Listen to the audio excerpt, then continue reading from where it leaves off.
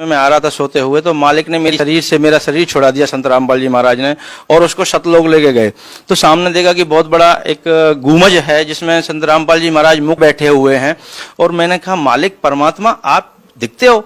उन्होंने कहा, हाँ मैं दिखाई देता हूँ, छू के देखो। छू के देखा, परमात्मा ने बहुत सारी बातें मुझे बताई, मेरा फ्यूचर दिखाया, मेरा पास्ट दिखाया, बताया कि तुम्हारा भाई समय समझ आ रहा है, तुम्हें समझ में नहीं आ रहा।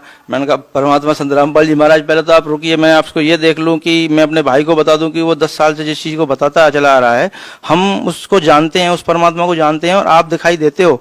तो उन्होंने कहा, ठीक है बता के बेटा तू अब यहाँ से निकल और वरमाला आइयो। मैंने कहा, जी वरमाला कहाँ पे? तो परमात्मा ने, संत रामपाल जी महाराज ने मुझे सतलोक से ही वरमाला का आश्रम दिखाया, कहाँ पे है, कैसे है। मैं रोने लगा कि मालिक अब तो यहीं रख लो, अब यहाँ से जाने का तो दिल ही नहीं कर रहा है, यहाँ तो बड़ा अच्छा लग रहा है। उन्होंने कहा, बेटा जाना तो पड़ेगा, अभी तुम्हारे काम बाकी हैं। तो फिर मैंने कहा, गुरुदेव अगर आप तो सब कुछ कर सकते हैं, आप तो परमात्मा हो संत रामपाल जी महाराज, तो मेरी मोम को क्यों नहीं बचाया? तो उन्होंने बताया कि बेटा तेरी मोम ने ना नामखंड कर दिया था, उसको विश्वास नहीं हुआ, ज्ञान नहीं हुआ, पर तू नीचे जाके ऐसा नहीं करना है, तुझे मैं यहाँ से पक्का करके भेजना हूँ, अपने भाई की हेल्प करनी है और इस समाज को, ये एजुकेटेड जो समाज है इसको समझाना है और अपना पूरा जीवन इसलिए लगाना है। तू तो मर चुका था, देख तू शराब पी के यहाँ गिरा था रेलवे स्टेशन पे, मुझे याद आया, हाँ गिरा था, उनकी यहीं मरना था तुझे, लेकिन मैंने तुझे वापस बुलाया है और तेरे को ये जीवन जो मैं दे रहा हूँ आगे ये भक्ति के लिए दे रहा हूँ, अब इससे भक्ति ही करनी है, कुछ और नहीं करना। मैंने कहा, ठीक है जी, लेकिन मैं तो कब आ जाऊंगा जल्दी? बन गया, बेटा मैं नीचे तुम्हारे साथ ही रहता हूँ, मैं पृथ्वी पे बैठा हूँ, तू जाएगा मुझे मिलेगा तो मुझे देखेगा कि तुझे कोई दिक्कत ही नहीं आएगी। मैंने कहा, ठीक है जी, अब तो परमात्मा मुझे फिर जाने दो।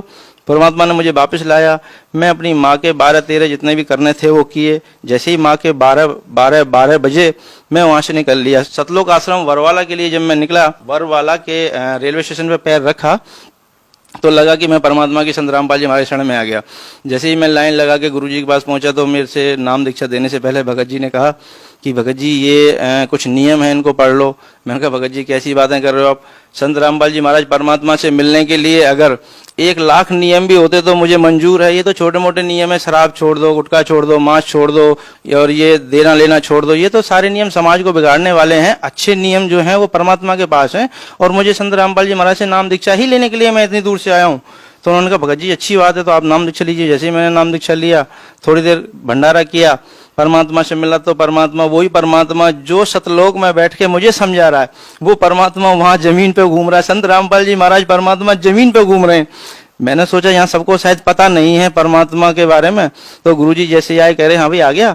मैंने कहा, परमात्मा संत रामपाल जी महाराज आप यहाँ घूम रहे हो? यहाँ तो मैं गुरुजी के पास गया, कान के पास, तो मैंने कहा यहाँ तो किसी को पता ही नहीं है आप परमात्मा हो। कह रहे, बेटा यहाँ तो कोई किसी को नहीं पता, लेकिन ज्ञान के द्वारा यहाँ सबको पता चलेगा बेटा।